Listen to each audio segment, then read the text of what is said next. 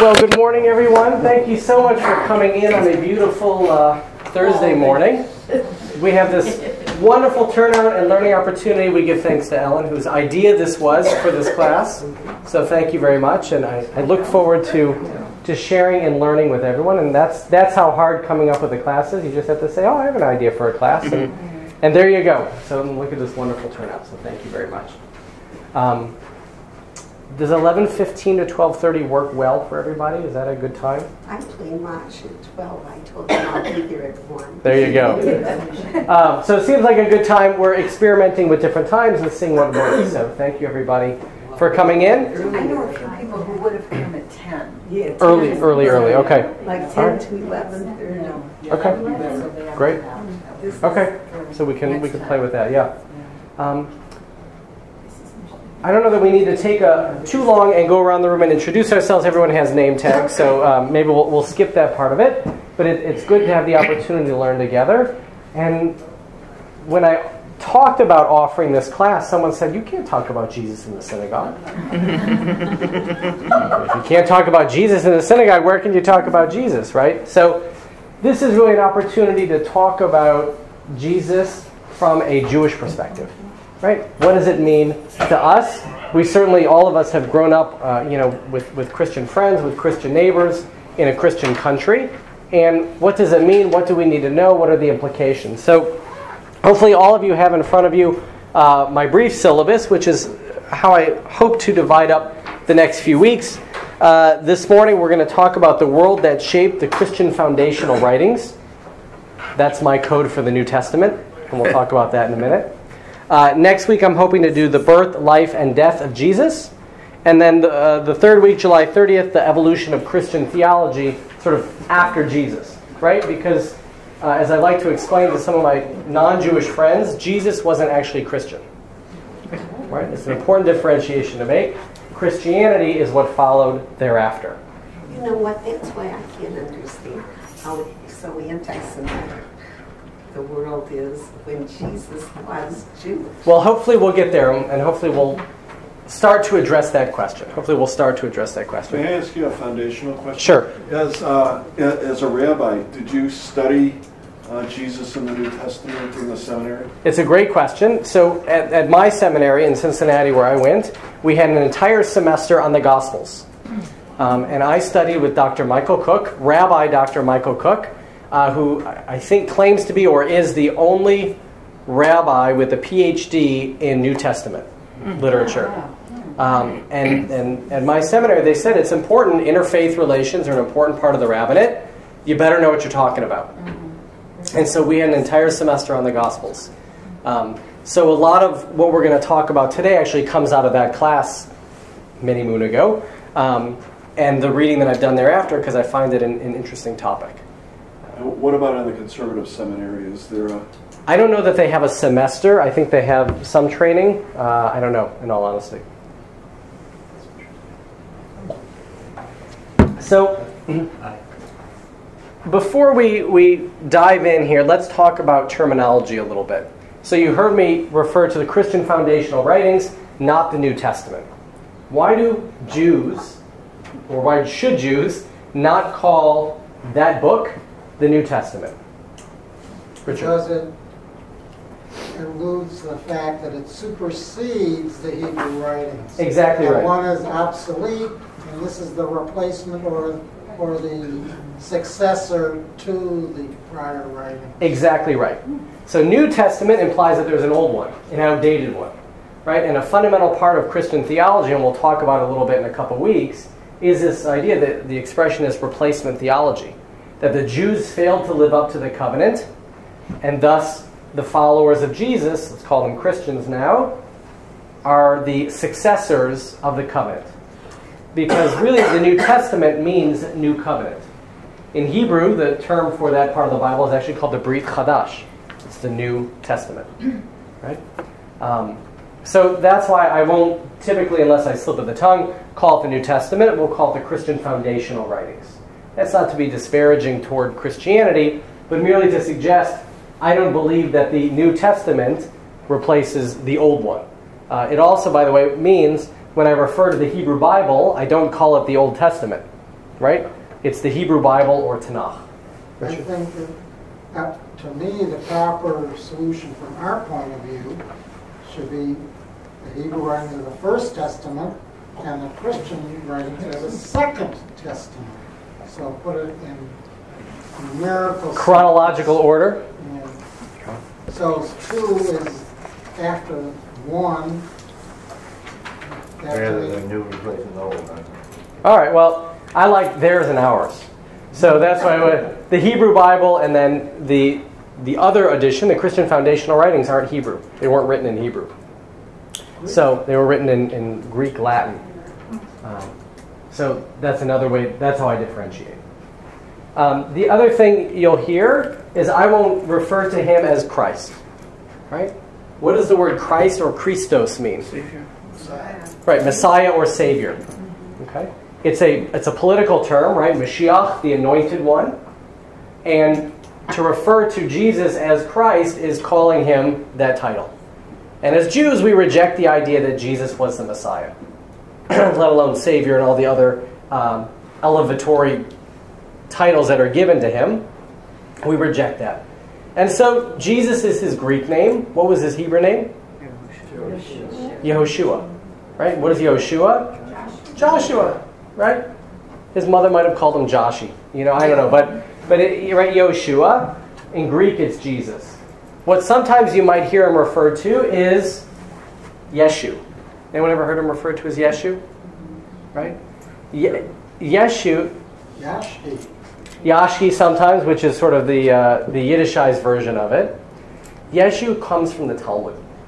And the Talmud does reference Jesus, although it's a complicated source to cite. Because in the Middle Ages, you've heard of the disputations perhaps, where really the Jews against Christians, a lot of Christian censors came through and took parts of the Talmud out that referred to Jesus. Because, I know this will surprise you, they didn't refer to him favorably. They called him a sorcerer, they called him a magician, they called him some not nice things. And as a result, these Christian censors went through and removed those parts of the Talmud. So reconstructing what was there is sometimes difficult. But I can tell you everything that we surmised was there is not flattering about Jesus. One of the things that it was is they called him Yeshu. They referred to him as Yeshu. And in the Talmud it comes to tell us why they called him Yeshu. It's actually a shortened version of Yoshua, but it's also an acronym. Any guesses?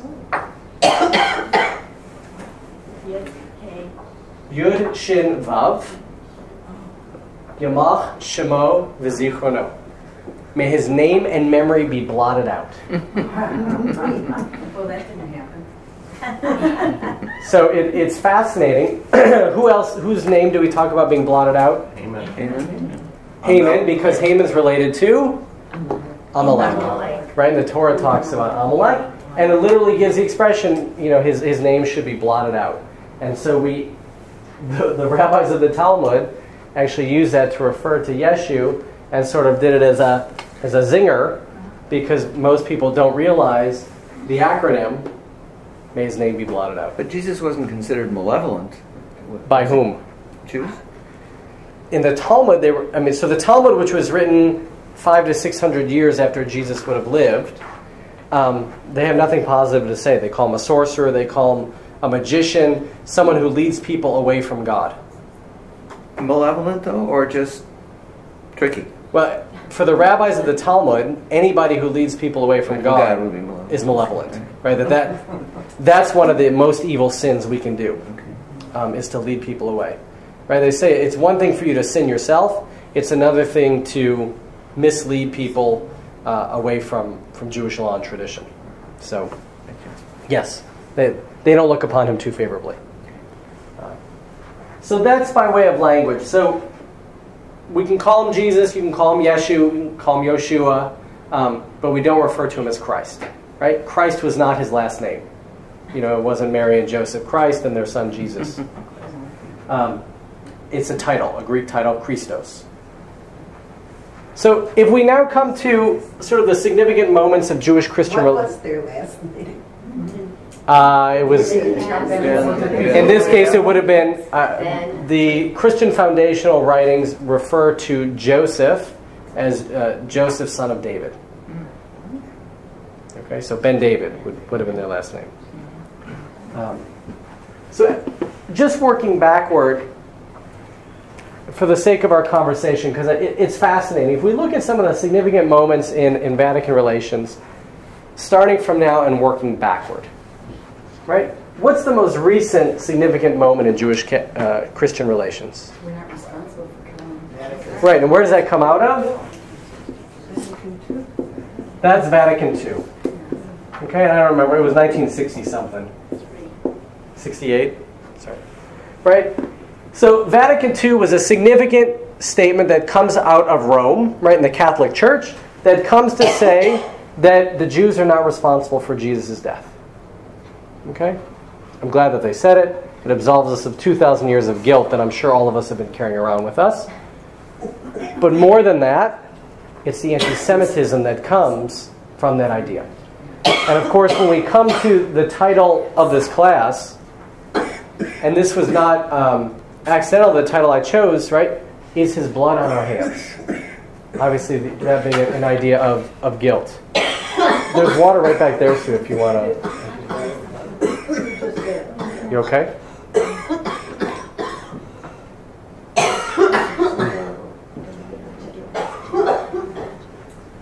All right, so now working backward from Vatican II, what's previous to that the most significant moment, or among the most significant moments in Jewish-Christian relations? Israel? I would suggest nothing significant happened since the Middle Ages. Now let's actually do this. I'm going to talk about... Oh no, they've recognized Israel as a state. Correct. So I would say here, actually, in... Did the Vatican recognize Israel? Not until recently. Well, I'm In roughly the 17th century, a man named Rabbi Moshe Isserles, who was the leading rabbi of the time, and he's the one who wrote the Ashkenazi commentary to the Shulchan Aruch. Right? The Shulchan Aruch is really a Sephardic document. He updates it so that it applies to the Ashkenazi world. Rabbi Isserles came to say, Christianity is not idolatry. Okay? Christianity is not idolatry. And he said that in the 17th century. Why would that matter? Why would we care whether or not Christianity is idolatry? We could be obligated to murder idolaters. Okay, so it has absolutely to do with our relationship with idolaters, right? We're not required to murder them, but to avoid them at all costs. You can't do business with idolaters. You can't do business with idol worshippers. So if you're a Jew living in Europe, and Europe at this point is dominated by Christians, and you're an observant Jew, this is a real commercial problem for you, right? Because now you can't engage in commerce with idolaters. So what do? So luckily Rabbi Isserles came to say Christianity is a monotheistic religion, and they are not idolaters, and so it's okay to engage in commerce with them. Was that a commercial decision or a theological decision? I'm sure it was a theological decision. Right? Economic consequences. Right, with significant economic consequences. There you go. Right. Is that still the point of view? So that's right. That is a standing point of view. Christianity is not... Now, it's not accepted as correct, right? That doesn't make it correct. But it's not in the category called Avodah Zarah, which is idol worship. Right? So Jews can engage in commerce. Jews can engage in relationships even on some level, thus with Christians. The term idol worshippers, is that like they would have more than one god? Is that a simple definition, or is there something? Correct, that they would have more than one god as one piece of it, and that there was a physical statue that they worshipped. But isn't that exactly what they do? They have a tripart god and they have statues all over? So, correct, but they would say, and this will get in more to the Christian theology piece, their three is actually one. I'm not defending it, I'm explaining it. Okay. I've heard the explanation like a 3-leaf clover is really only one clover. It just happens to have 3 leaves. Okay. And that image of Jesus on the cross, they're not worshiping to it. It's just a depiction of what happened. They don't believe that icon is imbued with divinity. Okay. Richard? You have all those votive candles placed right in front of all these statues all over the place, and little niches all around. Right. We light a lot of candles. They set the candles, Only and then they in pray before the candles and the statue behind the candles. But for them, the statue is a reminder, not the God itself. Right? It's not the God itself. All right, so if we keep moving backwards, now we're going to come to the Middle Ages. And we have what were called the disputations. Right? We know throughout the Middle Ages there were lots of official attempts to convert the Jews. And so what they would do is they would bring the leading rabbi of the time up against a leading priest or another figure and force them to engage in debates. And of course, if one side is backed by the government and the other side is not, it's tough to win that debate. I'm not sure if the rabbis were ever actually able to win. You know, you might win the battle but lose the war, sort of a thing. And that's the situation they were in. You had also, because of all of the forced conversions at this time, you had book burnings. The Talmud was burned here, there, and everywhere. And it was a really, obviously, tough era for the Jews. Jews and Christians are living together, but Christians are forcibly trying to convert the Jews. So whether that's the Inquisition in Spain, Portugal, what happened, etc. If we keep moving backward, you have the Crusades. 11th and 12th centuries, right? And the Crusades, obviously, is crusaders on their way to remove the Muslims from Jerusalem. That was the express goal of the Crusaders. They were going to go into Israel and redeem Israel for the Christian people. But along their way, there were lots of Jewish communities that they encountered, that they decimated, that they attacked, that they really wiped out. Right? So that's the Crusades. Now we can keep going backward. You have roughly the 7th century. That's when the Talmud was written. And that's those few references I mentioned about Jesus in the Talmud. Then you keep coming back here. You have the 3rd century. Ultimately, you have Constantine. Before him, you have the writing of the Gospels. Okay? So if we want to accept that Jesus died roughly, say 36, they say, give or take, of the Common Era, the Gospels and some of the things that we're going to read were actually written a couple centuries after Jesus would have lived. If he lived, a couple centuries after when he would have lived. And where did Jesus live? Israel. Where are the Gospels written? Rome. Italy. Okay, the Roman Empire. So they were written by non-Jews a couple centuries after Jesus would have lived. So that's sort of our timeline working backward. Yeah? The Crusades, if the goal was to get rid of the Muslims, why did they attack the Jews? Because they didn't like us either, and we were on the way. So any excuse to attack the Jews was a good excuse. Gospels were written by Jews. 3 of the 4 were Jews, is my understanding. We got Luke, John, Mark, and Paul. Or something like that. Correct. Right, so those are the 4 Gospels. I would dispute that they were Jewish. They were written outside the land of Israel in Rome, right, or at least in the Roman Empire. You're saying 300 years? I thought it was written like in 100. That may have been Mark, which is the earliest Gospel, may have been written closer to 150. So 100 years after Jesus would have lived. And everything I read, I think it was Luke who was the non-Jew, but they may have had Jewish roots. There you go. Okay. So let's turn now to Matthew 27. of course, you hear those are the four Gospels: Mark, Matthew, Luke, and John.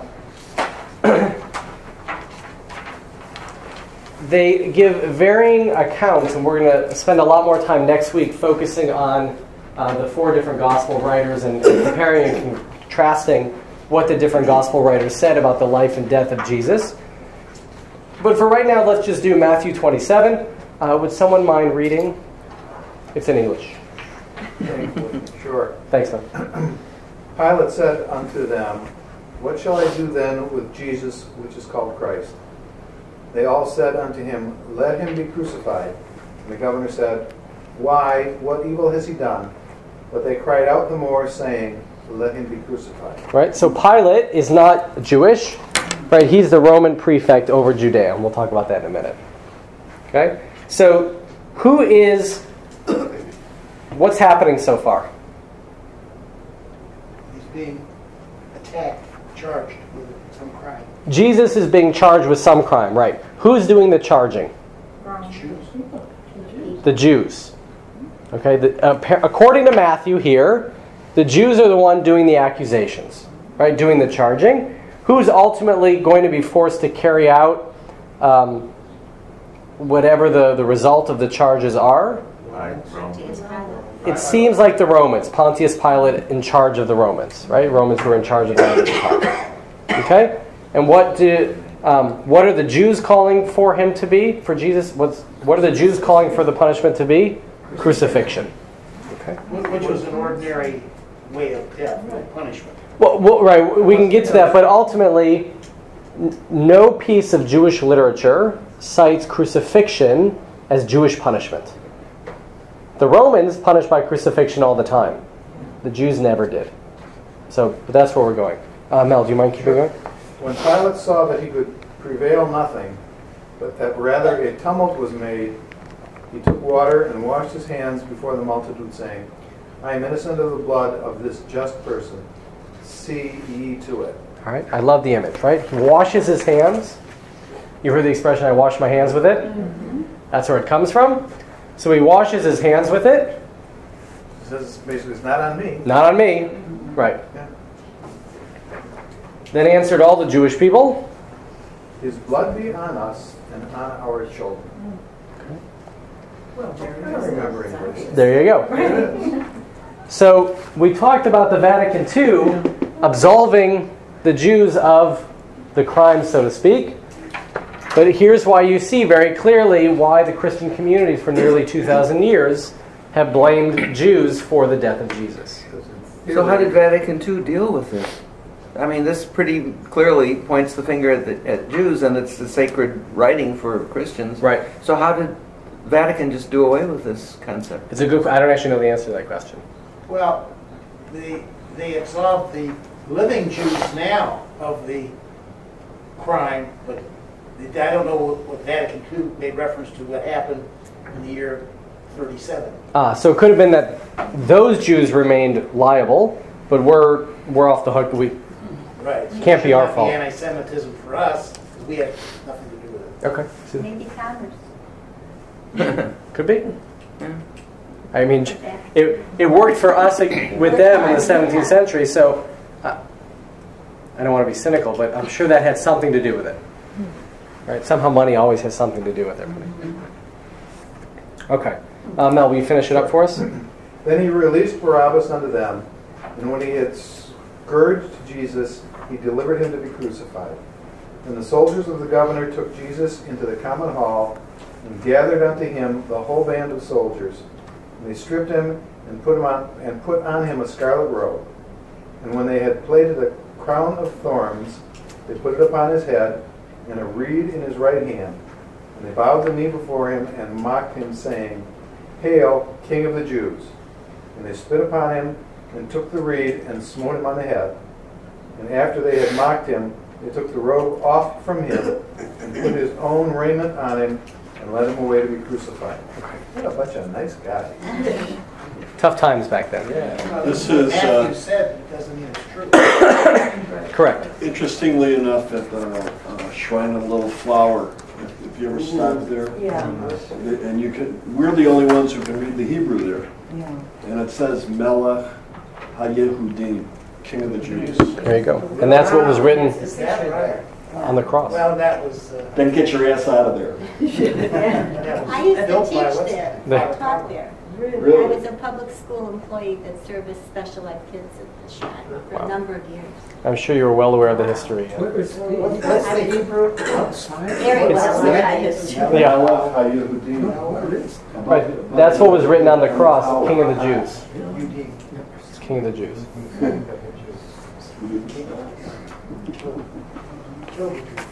King of the Jews. Right.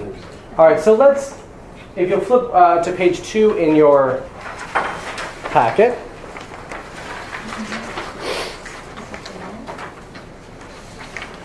We have here the world of Alexander the Great. So in order to understand the birth of Christianity and the world in which the Christian foundational writings came to be, we have to really go back to roughly the year 300 and Alexander the Great. Right? Alexander the Great, we know, died a young man. In his short life, he conquered most of what was then the known world. And if you look at, I found this great map online which shows sort of the modern day countries and the extent of the kingdom that he would have conquered. And if you look at it, what's fascinating is when we talk about the problems of the Middle East, right? In our own conversations today, there they are, right there. He conquered that world. So you think about a lot of the tension, a lot of the tsuris, that's not new. Right? Literally goes back thousands of years. So if you'll flip then to page 3.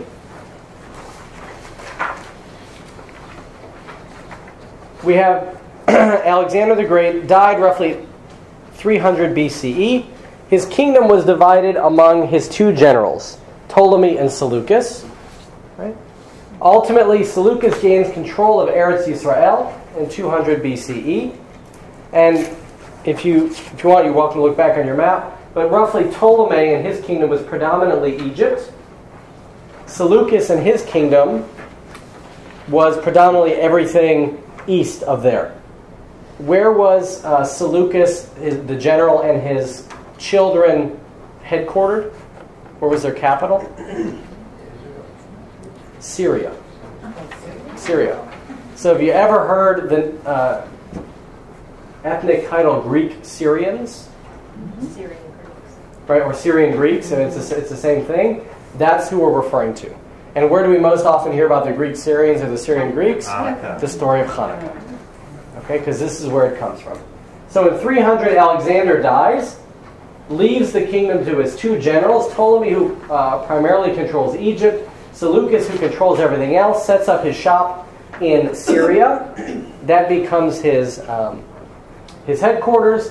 They fight for a little while over Eretz Yisrael, over the land of Israel. And ultimately, Seleucus, the Greek Syrians, gained total control of Eretz Yisrael in 200 BCE. Alexander the Great controlled his kingdom, which was a very large kingdom, primarily by collecting taxes. He said, as long as you pay me taxes, do whatever you want. I don't care. Right? You have your religion, you have your own government. Do whatever you want, pay me my taxes, and we'll be all good. But of course, with Alexander comes the incredible spread of Greek culture. Right? Hellenization begins. Not good for the Jews. Jews don't particularly love, well, I shouldn't say that. Some Jews don't love Hellenization, others do. It's not so different today. Some love to assimilate, some want nothing to do with it. So, when Alexander dies, Seleucus changes his philosophy as to how he's going to keep people in control. You know, people don't always like to pay taxes, they don't always pay their taxes on time. So ultimately, he wants to come in and put Greek leadership and Greek beliefs in each of the capitals within his kingdom. So sure enough, the person who really takes this to the nth degree is Antiochus Epiphanes. I'm sure we've heard that name before, who ascends to the throne in 175 BCE. And we happen to have a religious school teacher here. I can put her on the spot. What does Antiochus force the Jews living in Israel to do? Well, he wanted them to become Hellenistic, And of course, the story with Beit HaMikdash, he brought non-kosher animals as sacrifices, and he desecrated the temple. Right, so he comes in, he's upset at the Jews because they weren't paying their taxes. So what does he do? He comes in, he desecrates the holy temple, he forbids observance of Shabbat, he outlaws circumcision. Right? He's a real nice guy. Antiochus Epiphanes, 175 BCE. We know ultimately a small group of Jews rebel. The name of the Jews who rebelled were? They were called the Maccabees. Right? From the Hashmonai family, from the Hasmonean family. Nicknamed the Maccabees. And they rebel, and ultimately they succeed. Right? And so we have here Hanukkah, 164 BCE.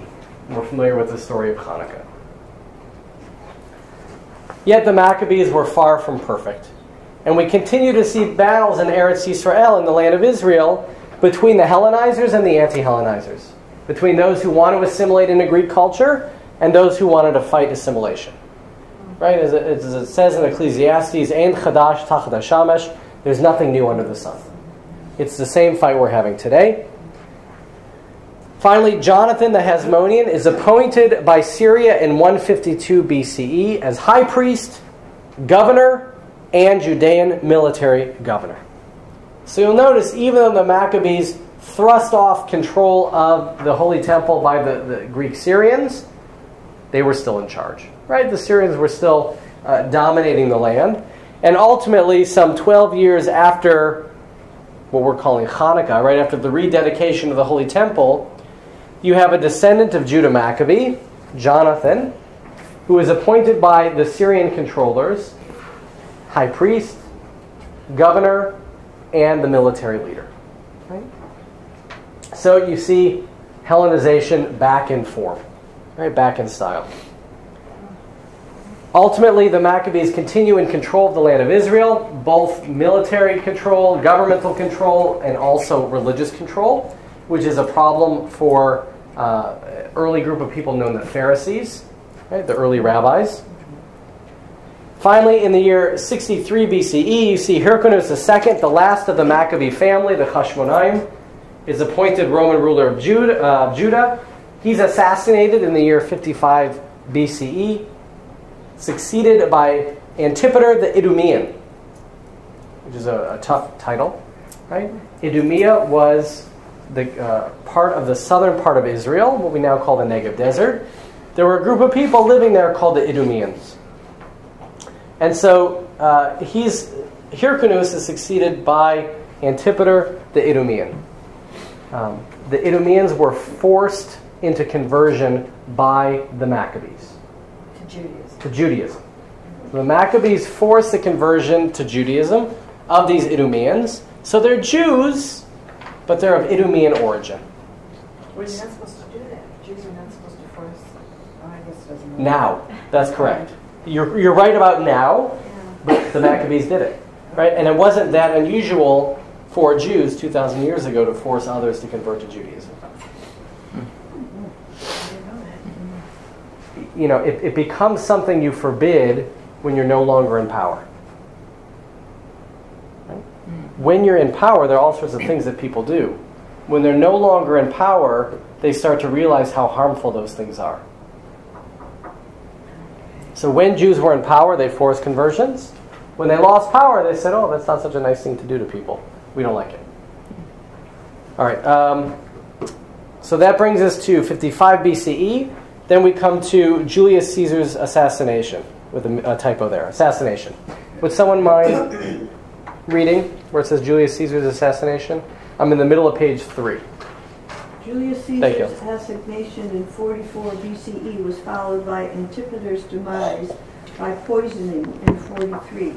These two momentous events, timed so closely together, triggered a frenetic struggle for control of Judah as well as Rome.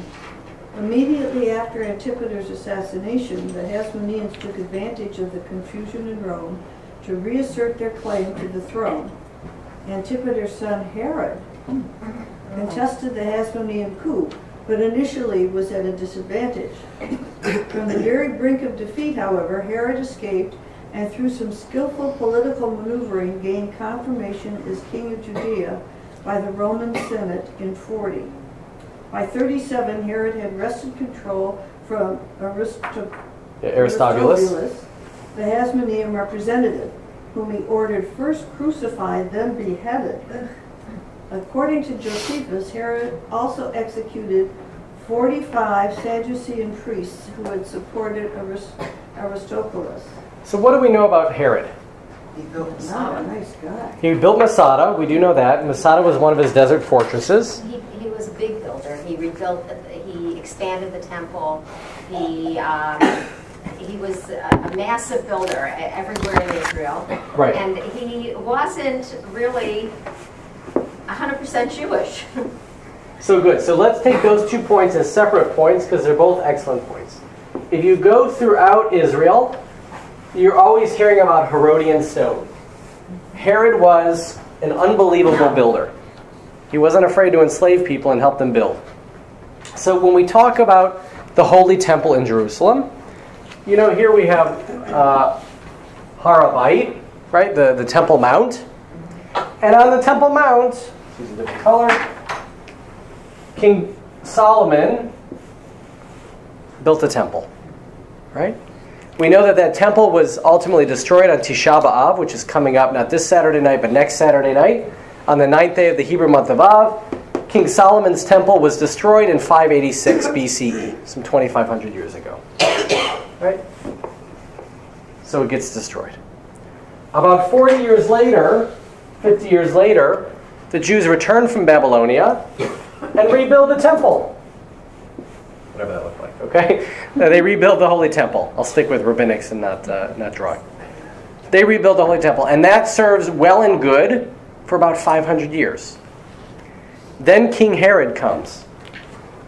Herod says, I'm a powerful man. I need to build a powerful temple for God.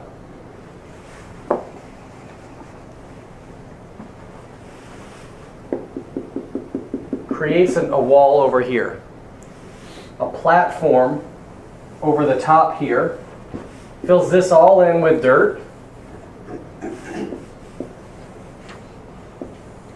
And builds the Holy Temple to a whole nother level. Okay? What do we call this wall today? This is the Western Wall. The Western Wall is not a wall of the temple. It's a retaining wall that made the Temple Mount significantly bigger. Right? And so we know then, just as the Dome of the Rock and the Al-Aqsa Mosque sit on top of the platform, that's where the Second Temple stood in Herod's days. Okay. Why would King Herod want to build such a massive temple? He was an egotist. He was an egotist. Absolutely. He wanted to impress Rome. He wanted to impress the world. He wanted to impress Rome. He wanted to impress the world. Leave something of some memory of himself. Some memory, right? As people do, some memory of himself. I also think he had a self-confidence problem. Right? He wasn't really Jewish. He didn't practice Judaism particularly well. And as we just saw, he really comes from the Idumeans. Right? His ancestors were not even Jews by choice, they were Jews by force. Okay? So Herod was never really accepted by the Jews as one of his own. He was seen by the Jews living at the time as a Roman king, a Roman authority put in charge there. He was never really accepted. Come on in, you're welcome to sit anywhere you like here. And so ultimately the King Herod never really felt accepted by the Jews. And so I think he was also trying to ingratiate himself among our people. So that's King Herod. It kind of sounds like he built the third temple. In some ways it was a whole separate structure, yes, but really it's an expansion because the second temple was sort of inside here. And he just blew it out. But it didn't exist for very long. Correct. Herod's temple did not exist for very long. about a century. Herod's temple only existed about a century. The reason, by the way, the Western Wall is still holy to us is because the only remnant left, but also the Holy of Holies would have been over here. And so it's sort of the closest part you can come to that.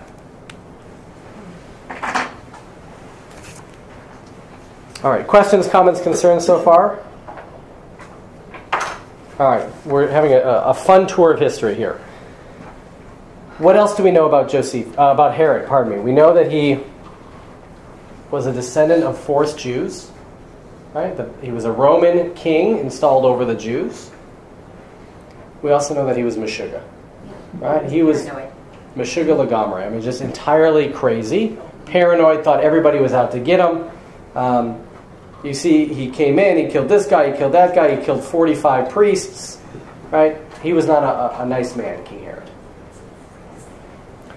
In 4 BCE, Herod dies. Augustus Caesar divides Israel among Herod's 3 sons. And Antipas, who took the Galilee and the Golan Heights. I don't know if he's related to the antipasto salad. Philip, who took modern-day Syria. And Archelaus, who was in control of Judea and Samaria. So ultimately that's 4 BCE. Archelaus then, because of brutality and incompetence, stood trial and lost his kingdom in 6 of the Common Era. He was replaced by a Roman procurator for the next 6 decades. This is how we get to Pontius Pilate. Right? This is how we go historically from the Jews controlling the land of Israel, ultimately to King Herod, who was sort of Jewish, sort of not, with a whole lot of Roman in him, right? But primarily a Hellenistic leader, and ultimately to the Romans being in charge of the land of Israel. Questions, comments, concerns? Now, you have here Herod dies in 4 BCE.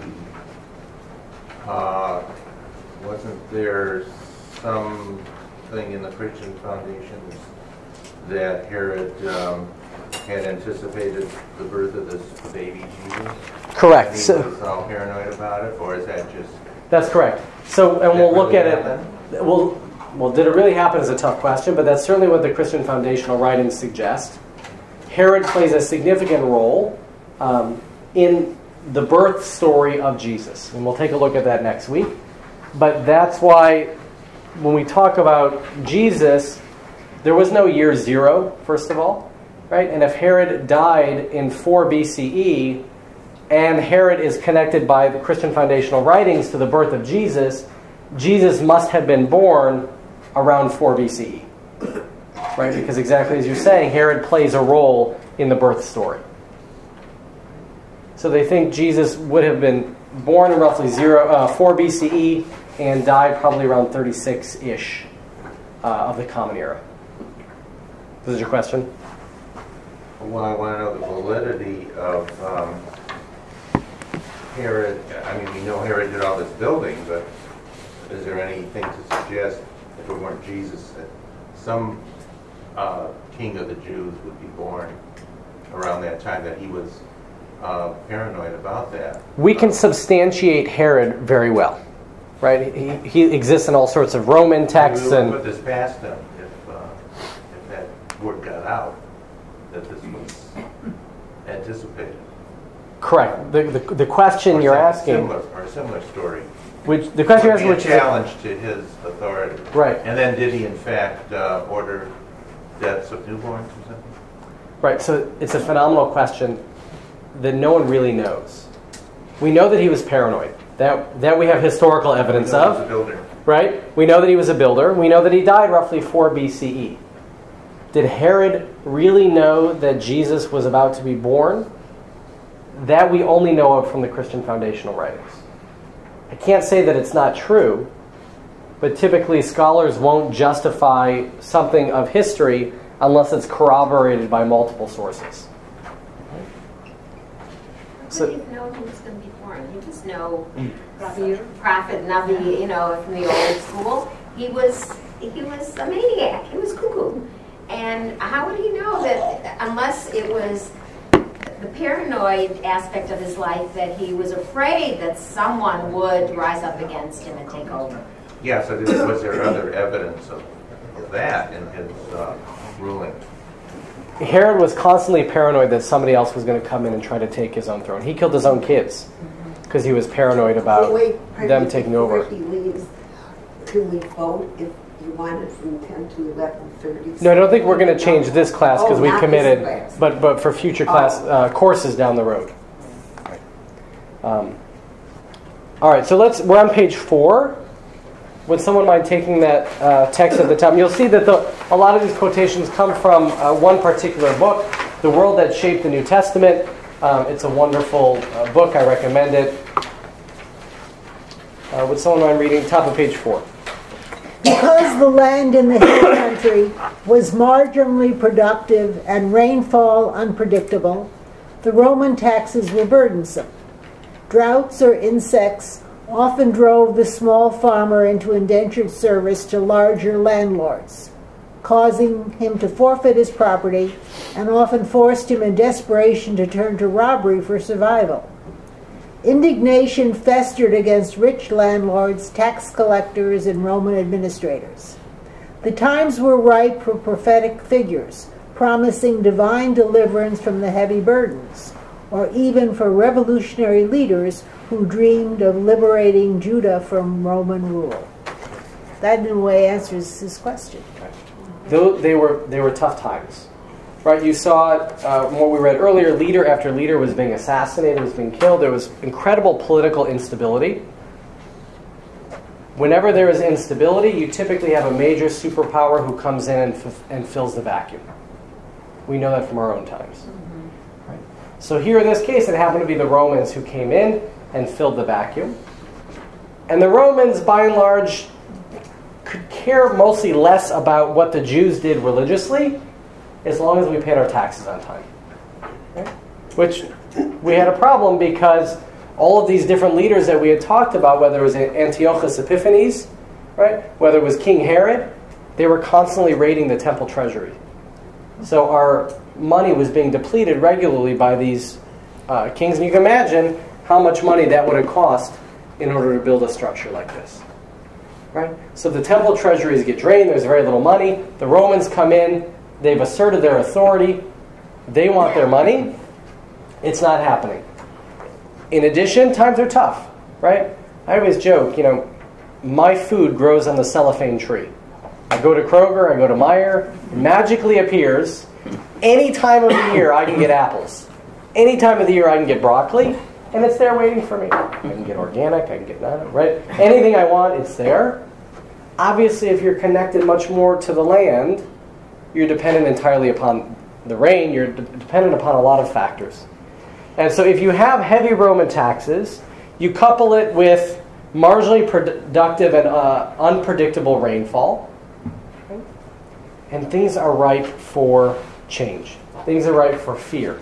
Things are ripe for revolution. Things are ripe for religious fanaticism. And that ultimately is the world into which this figure Jesus was to be born. Okay. So let's take a minute too before we switch into that religious setting to hear a little bit more about Pontius Pilate. Someone mind reading? Thank you.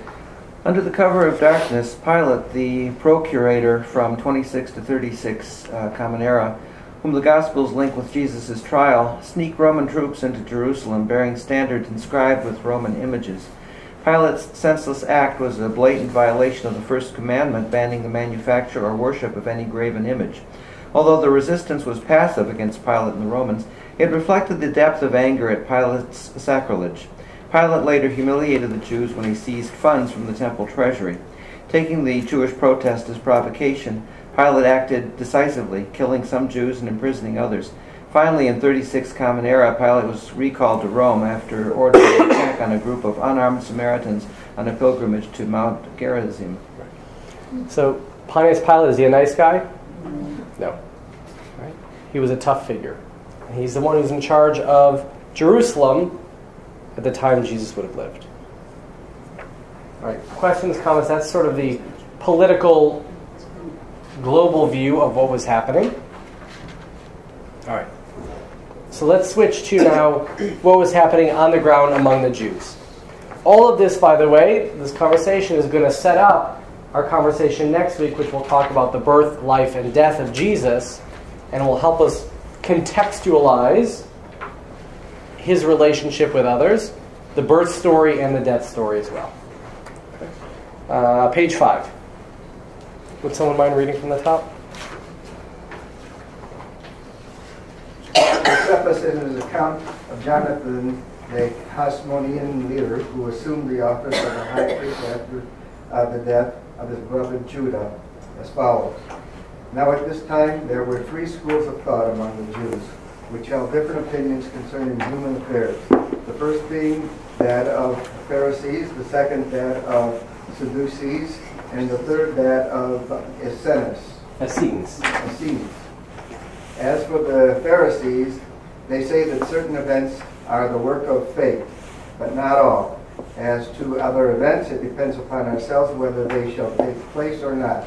The sect of Essenes, however, declares that fate is mistress of all things, and that nothing befalls men unless it be in accordance with her decree. But the Sadducees do away with fate, holding that there is no such thing, and that human actions are not achieved in accordance with her decree, but that all things lie within our own power, so that we ourselves are responsible for our well-being while we suffer misfortunes through our own thoughtlessness. Will you take one more paragraph? Okay. And concerning these matters, the 2 parties came to have controversies and serious differences. The Sadducees having the confidence of the wealthy alone, but no following among the populace, while the Pharisees have the support of the masses. Good. So thank you. This comes from Josephus, right? Who himself is a questionable authority. He was a Jewish turncoat. He was a general for the Jews serving against the Romans, who realized he didn't have much of a future. Turned Benedict Arnold, if I could use a... He wrote the history. What's that? He wrote the history of the time too. That's right, and he ultimately came and wrote the bulk of the history that we know. Yeah. So what does Josephus tell us are the differences between the Pharisees and the Sadducees? Which ones? Pharisees were fatalists.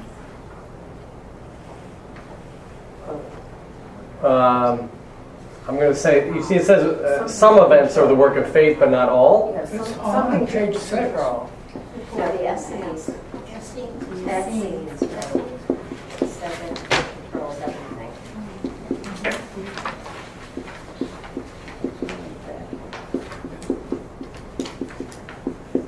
Okay.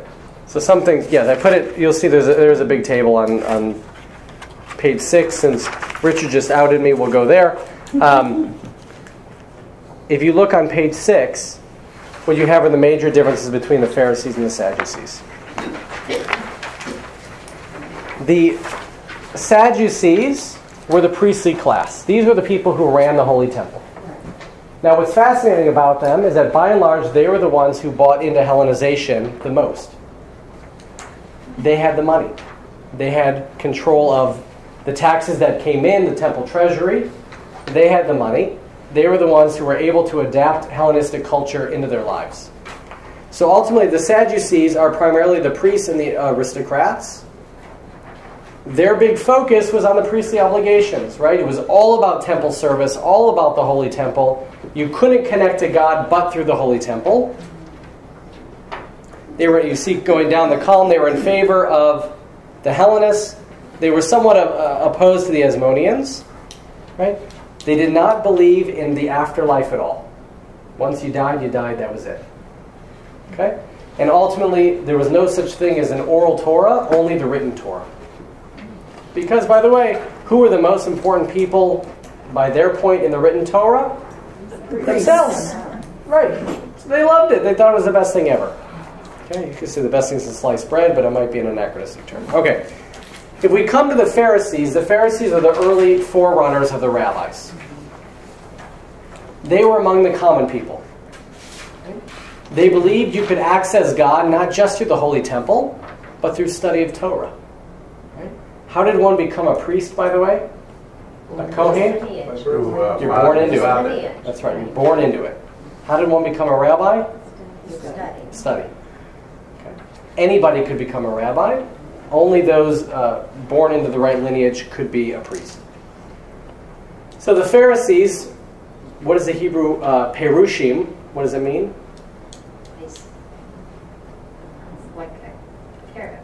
The commentary,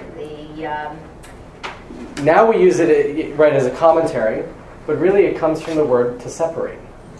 The Perushim were the separatists. Because they wanted to separate from the Hellenistic world. They wanted to separate from the Greek and Roman influence. They were the anti-assimilationists. So the Pharisees, these early rabbis, right, opposed the Hasmonean usurpation of monarchy. Right? They taught that there is an afterlife. Okay, there's an olam haba, there's an afterlife. They taught about something called techiyat hametim. And we actually talk about it in our own service until this day, right? Mechaye meitim berachamim rabim, right? God, mechaye, who gives life, meitim, to the dead. To the dead. Resurrection. The rabbis talked about physical, bodily resurrection. Okay? This was a central part of their theology. It remains, by the way, a central part of Jewish theology.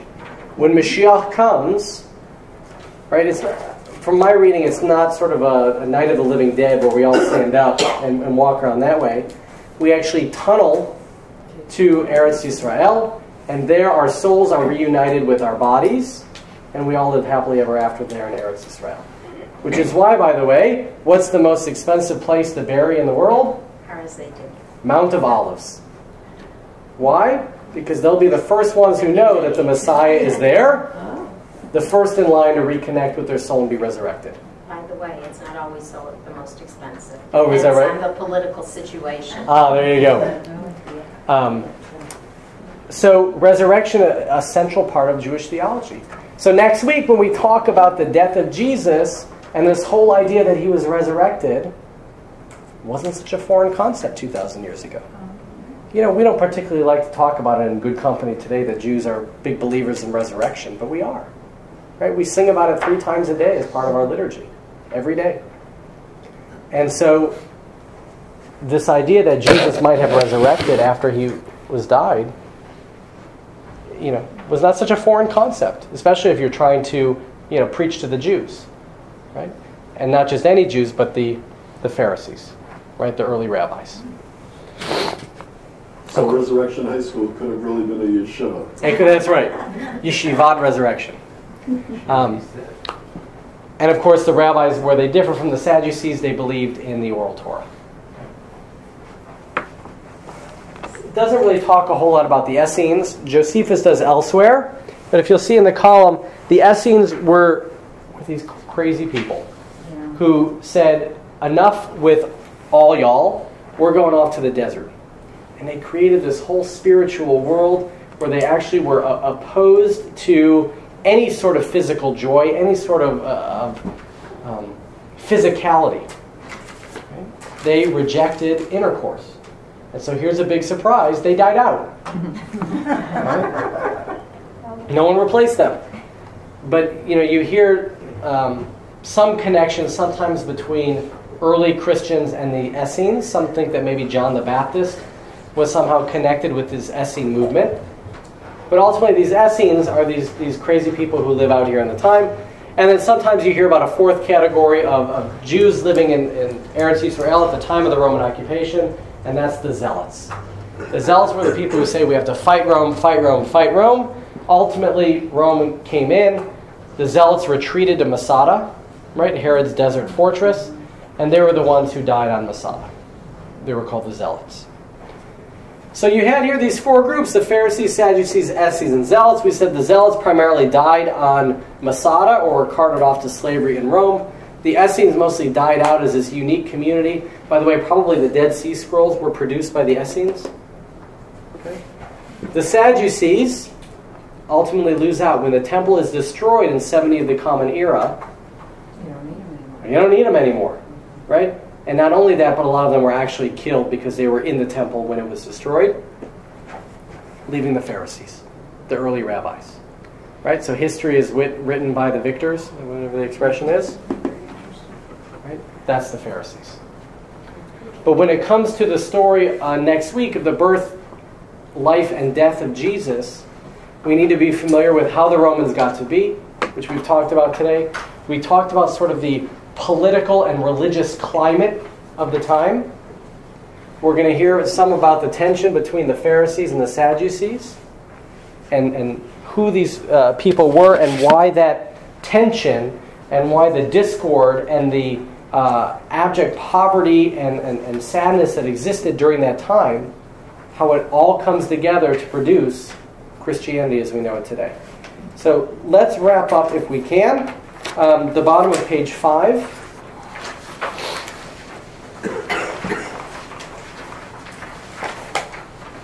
Would someone mind reading Jesus' friendship, the bottom of page 5? Jesus' friendship with sinners, tax collectors, the impious, the richly unclean, poor, prostitutes, and with the dispossessed and disenfranchised in society, reverse traditional expectations. The kingdom envisioned by Jesus gave priority to the powerless and those without status or current rewards. Those then in power, the Herodians, scribes, priests, Sadducees, and all, could hardly expect to retain their positions of privilege and influence on the coming kingdom. So if you were one of the have-nots, the message that Jesus preached was a pretty good one to hear. Any last questions? Yeah, Jeff? In the paragraph of Josephus refers to faith as the mistress. So it's obviously not referring to God. Is this the thinking of the seculars? Was he a secular at the time? Right, he was writing for a Roman crowd, so that was the language that he used. But really, ultimately, what he come to talk about was determinism. So the rabbis believe in free will to a certain extent, right? What's the language that he uses? Certain events are the work of fate, meaning God intervenes, but not all. What do you say about the Sadducees? Let's see. The Sadducees do away with fate, right? Meaning holding that there's no such thing, that human actions are not achieved in accordance with her degree, but that all things lie within our own power. They rejected God's influence in the world. Right, so where the Pharisees ultimately come to say that God is still acting in the world today, the Sadducees really said God has nothing to do with what's going on now. He set the world into motion, and that's it. But is Josephus saying there is no God? There's this thing called fate that's a woman. I think Josephus was writing for a particular audience. I don't know where he stood religiously after he turned coat on his Jewish brothers. I don't know whether he practiced Judaism in Rome, but I think he was just primarily writing for a Roman audience. He was not writing for a Jewish audience. Any other questions? Very good. All right, thank you, everybody. Thank you. I will look forward to continuing to learn with you next week, please God, 11:15. Thanks, everybody.